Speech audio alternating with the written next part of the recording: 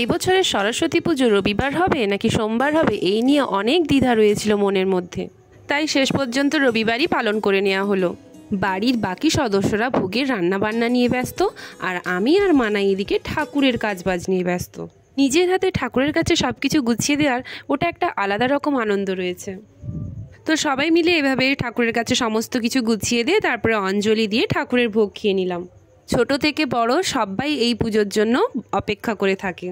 আজকে তো এখানে পুজো হয়ে গেল, আবার কালকেও পুজো রয়েছে। তো এবার ঠাকুরের কাছে ভোগ নিবেদন করা হচ্ছে। এই ছিল আজকের ভিডিও। লং ভিডিও পেতে অবশ্যই কমেন্ট করে জানিও।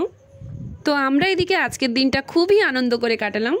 তো সবাই ভালো থেকো, আর অবশ্যই চ্যানেলটিকে সাবস্ক্রাইব করো। টাটা।